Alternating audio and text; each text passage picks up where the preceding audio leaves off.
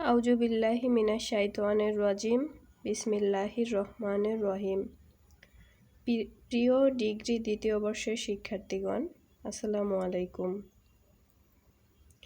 আজ তোমাদের সাথে সালাতের আহকাম ও আরকান নিয়ে আলোচনা করব। সালাতের আহকাম। সালাত মুমিনদের জন্য একটি ফরজ ইবাদত, আর এটি এমন একটি গুরুত্বপূর্ণ ইবাদত যা শুরু করার পূর্বেই মুমিনদের জন্য প্রস্তুতিমূলক কাজ ফরজ হয় এবং যা ছাড়া সালাত আদায় শুদ্ধ হয় না।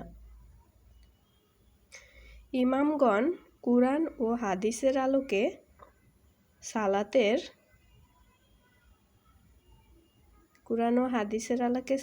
7টি আহকাম নির্দেশ করেছেন।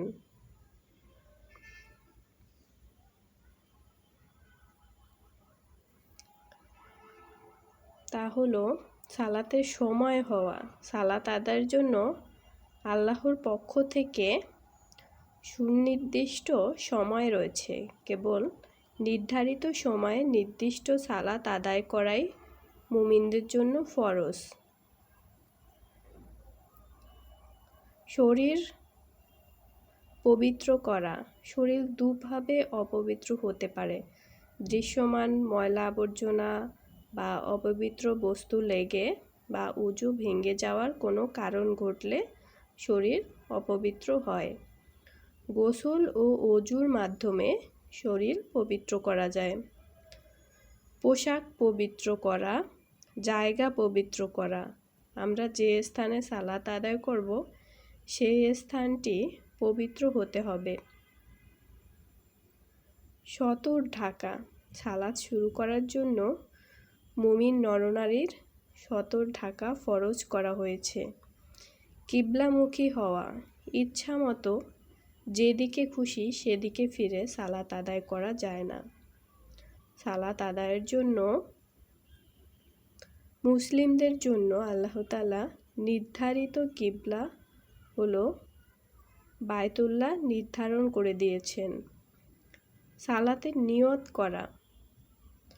যখন যে ওয়াক্তের সালাতের সময় তখন সেই ওয়াক্তের সালাত আদায় করা ফরজ। নির্ধারিত সালাতের নিয়ম ছাড়া সালাত শুদ্ধ হবে না।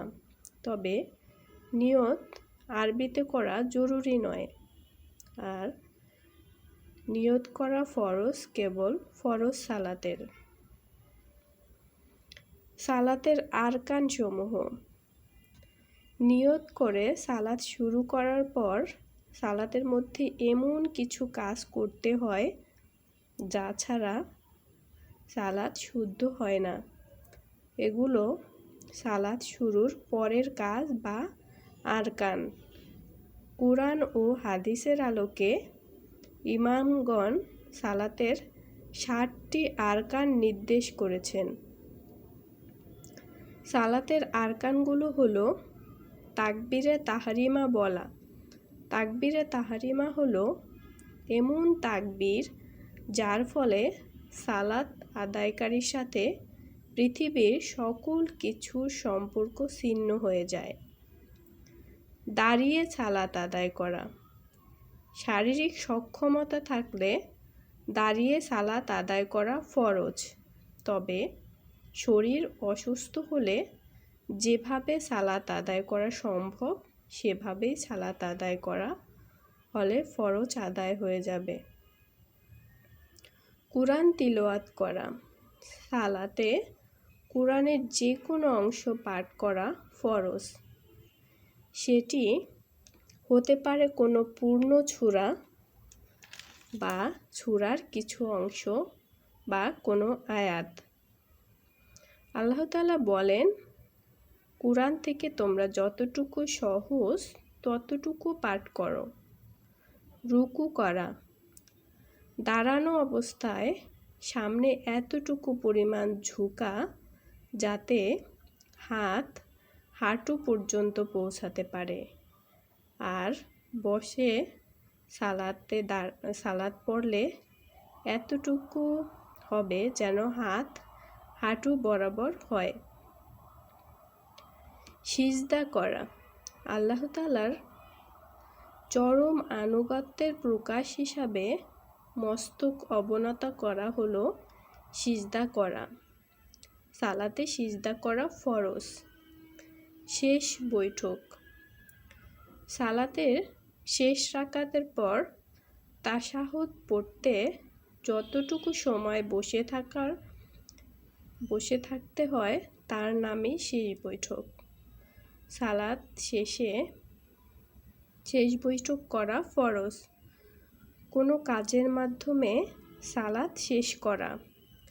ইমাম শাফি রহমতুল্লাহ আলাইহি বলেন, সালাম দ্বারা সালাত শেষ করা ফরজ। সালাতের ফরজসমূহ ঠিকমতো আদায় না করলে সালাত ভঙ্গ হয়ে যাবে।